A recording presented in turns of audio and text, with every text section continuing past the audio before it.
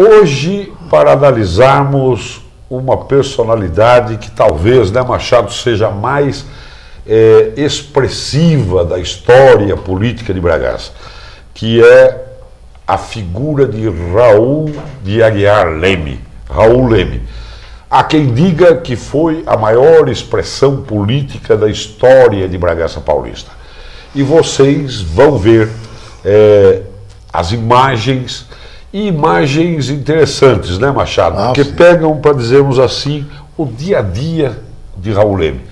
É um filme que mostra Raul Leme em várias situações, visitando obras dentro da Prefeitura Municipal de Bragança, envolve personalidades daquele período, e Raul Leme, seu tempo, é um tema muito rico.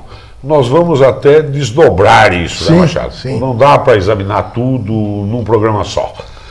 Mas com calma nós vamos dialogando com você para revivermos uma época gloriosa da história de Bragança Paulista. Gloriosa. Machado, qual é o período em que Raul Leme está no comando da política de Bragança como prefeito, vamos chamar assim, prefeito, porque à época também as nomenclaturas fala-se prefeito da Câmara. Aí é o seguinte, que até 1930 a estrutura política era um pouco diferenciada da de hoje.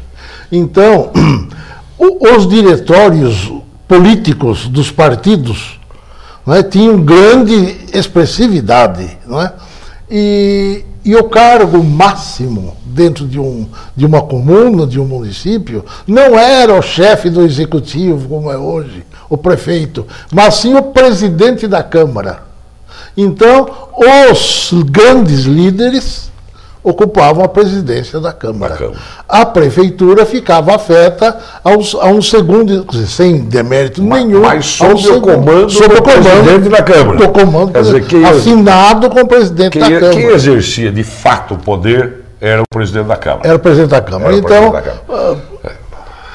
voltando um pouco ao passado, quer dizer, o chefe político, o presidente do diretório, como eu falo assim, é do PRP, Partido Republicano Paulista. O Raul fica de 1926 a 1933. Sim, mas até 30 como presidente da Câmara, não é? Sim. Presidente da Câmara. Depois veio a Revolução, os poderes... Mas antes da Revolução eu quero situar o quadro político.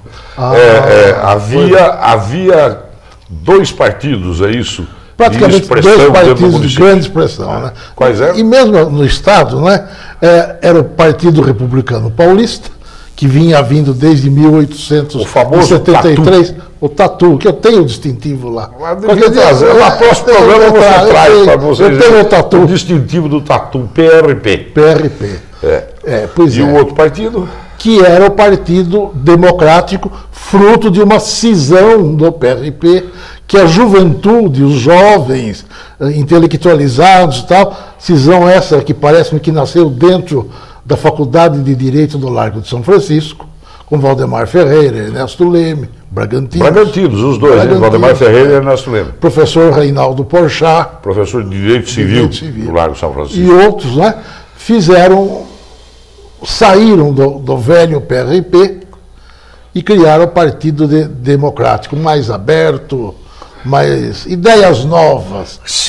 Não sei se estaria correta a maneira de me expressar, mas o mundo, em 1920, o mundo brasileiro, o universo brasileiro é um universo rural. Exato. Cafeicultura, principalmente. O PRP representava os interesses da cafeicultura. Da cafeicultura. E o PC fazia algum desvio dessa rota ou também representava a cafeicultura e a sua oposição ao PRP era uma questão de humor e de simpatia?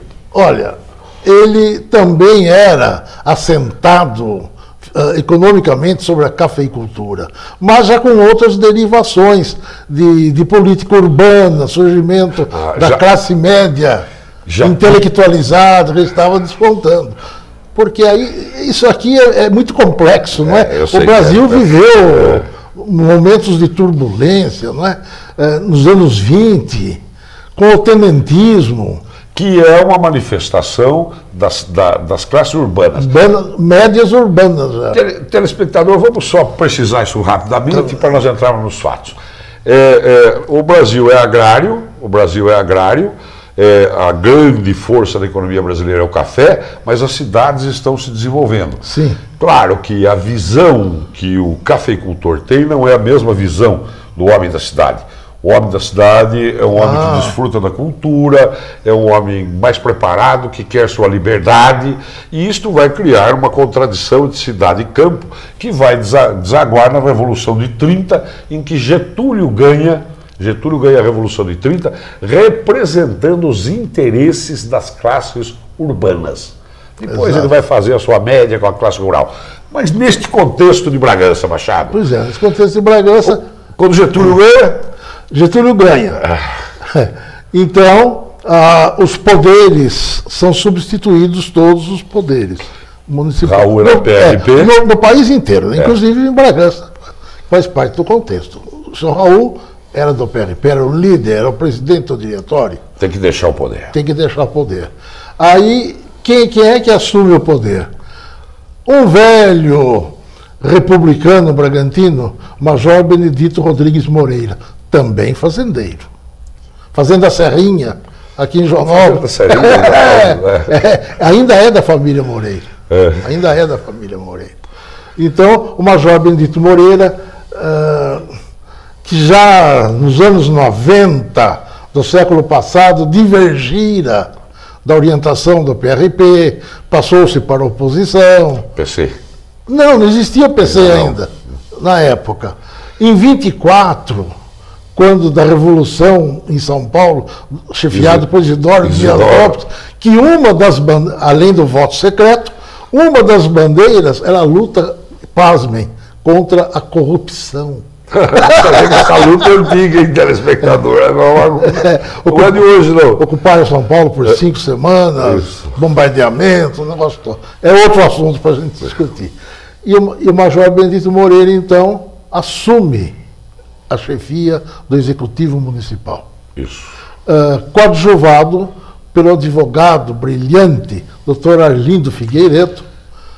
Agora, Arlindo Figueiredo, essa é uma personalidade interessante, porque o telespectador, eu acho que você tem coisas importantes para transmitir sobre ele.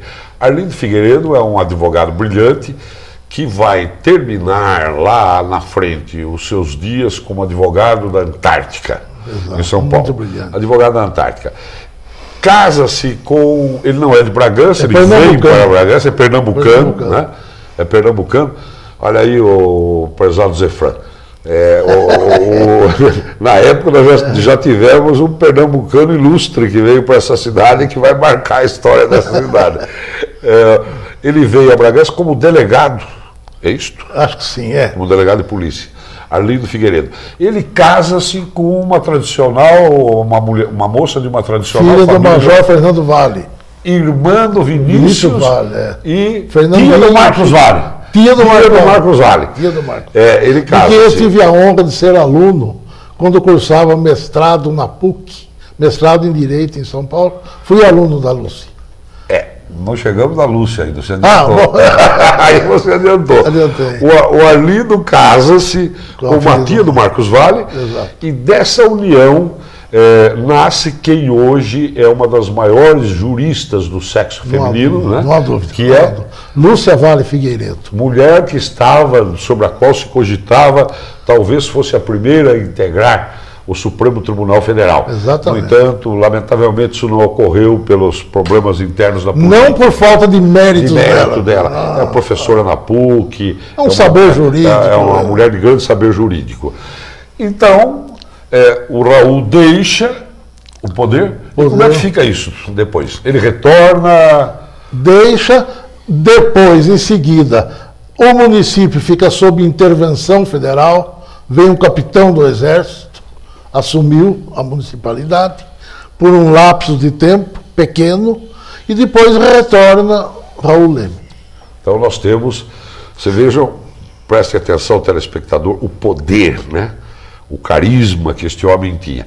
Machado, é uma coisa curiosa, porque Raul era do PRP, o PRP era um partido vinculado aos interesses rurais, mas a personalidade de Raul Leme me exerce um certo fascínio. Então, às vezes, eu gosto de fazer algumas pesquisas. O relatório, Raul Leme elabora o relatório. Sim. quando ele vai elaborar, não, esse relatório vai elaborar mais à frente, em 33, quando ele deixa. Mas quando ele deixa, em 33, a Prefeitura de Bragança, ele elabora um relatório e percebe-se que, quando ele faz a prestação de contas dele para a população de Bragança, uma vez ele se refere ao mundo rural. Ele se refere às estradas rurais. Dali para frente, ele fala de ensino, ele fala de saúde, ele fala de reforma da cidade, ele fala de abatedouros. Então, eu vendo aquele dado, eu elaboro a seguinte hipótese. Não sei se você concorda com ela.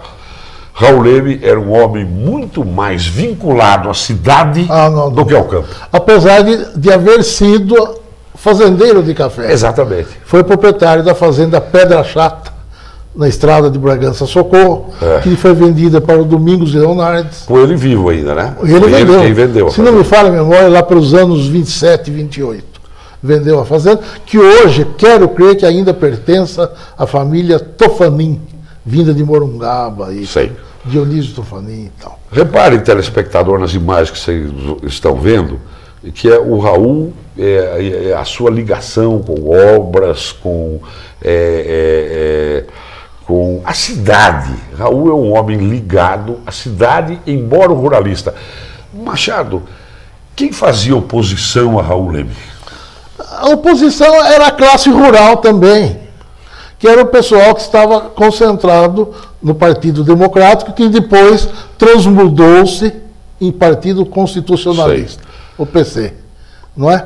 Então, que era composta também, na maioria, por fazendeiros de café. Agora deixa eu fazer uma pergunta, porque eu, quando elaboro aí as hipóteses, eu gosto de ficar checando-as. A história é construída em cima de hipóteses. A Maria de Fátima, né? Que aliás precisava, quem sabe Maria de Fátima veio no próximo programa de nós, esta ilustre historiadora de Bragança, né?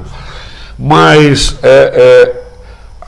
os homens que fazem oposição a Raul são tão vinculados à cidade como Raul, ou têm maiores vinculações rurais? Olha, eu quero crer que em Bragança são mais vinculados à zona agrária. Né? A zona agrária. Então é curioso, telespectador, porque Raul vem da classe agrária, mas ele é um homem mais ligado à cidade. Os homens mais ligados às tradições agrárias compõem a oposição a Raul Leme. Mas o tema é complexo. Nós precisamos de mais tempo e vamos voltar, né, Machado? Vamos voltar porque aí também envolve um entorno muito grande do país, de São Paulo. Vamos examinar o contexto nacional, a luta política aqui e, finalmente, aquilo que acontece para todos os políticos. Né? Só uma coisa que... A derrota. Que deve ser dita bem da verdade. Raul Leme era filho de tradicional família bragantina, filho do coronel João Evangelista Gonzaga Leme, que dá nome à rua Coronel João Leme, antiga Rua do Comércio, não é? E Dona Leopoldina Bueno de Aguiar, de Itatiba, tradicional família de Itatiba. E o seu Raul tinha uma característica, quer dizer, como homem público, ele tinha adeptos e adversários. Isso faz parte das lutas democráticas, republicanas, é normal. Mas ele, como pessoa, ele tinha um grande amor por Bragança e mais, ele orgulhava-se, tinha um acendrado orgulho de ser bragantino. E é isto que traz a sua memória até hoje e nos faz, neste momento, discutirmos a sua personalidade. Muito obrigado, telespectador.